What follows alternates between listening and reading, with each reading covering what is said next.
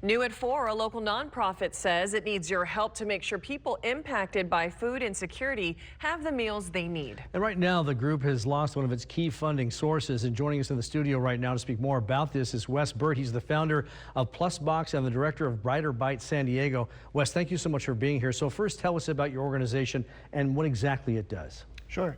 So Brighter Bites San Diego is, it's actually a national nonprofit. So we're the local program. We used to operate as PlusBox, which we started back during the pandemic. But essentially what we do is partner with schools to operate food and nutrition programming. So we make sure that food insecure kids and their families have regular access to fresh produce.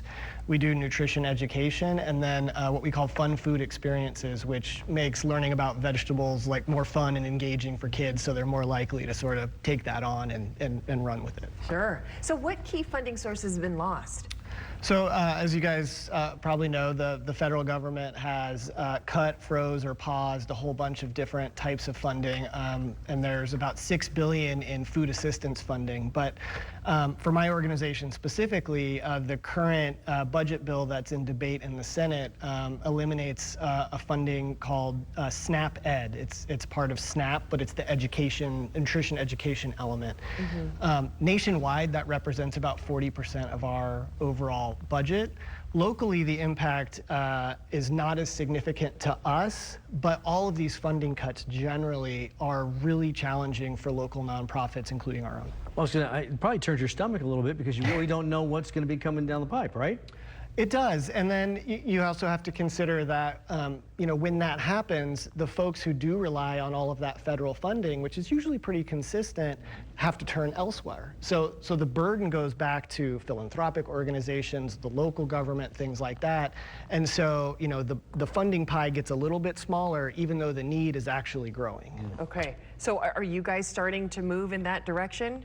Like going to philanthropic work and all that? And oh, yes, ma'am. Yeah. Yes, ma'am. Okay. What does it look like right now? I mean, are families coming to you and telling you that they're concerned? Definitely. Yeah. You're seeing a lot. So the San Diego Hunger Coalition recently suggested that food insecurity in San Diego is back to pandemic era levels.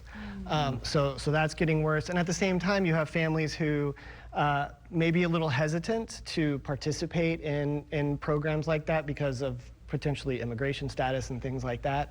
So yeah, it's just a little chaotic. And unfortunately, while the local philanthropic community is fantastic, it can't cover that gap. Let's break down the numbers really quick. How many people do you serve? We intend to serve about 1,800 families in the 2025-26 school year. 1,800 yes, families. Families. So I mean, that's not okay. So you do the math, and we're talking a lot more people.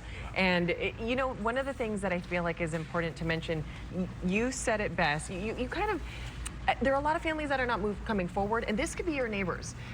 There are a lot of people that come upon hard times, and sometimes it's unexpected. And before you know it, I mean, even military families, for instance, some Absolutely. people don't think about that either, and it's heartbreaking. It is, and one of the things that we're sort of concerned about as things progress at the federal level is there's an estimate that 67,000 San Diegans might lose access to SNAP, to CalFresh, which again just adds to the overall demand, and it's going to be tough. So yeah, we need us and our fellow nonprofits need all the support we can get from individuals and organizations and philanthropic groups in San Diego to cover these gaps. All right, and real quick, sorry, how can they help? If they're listening right now and they're like, hold on, let's help them out, what can they do?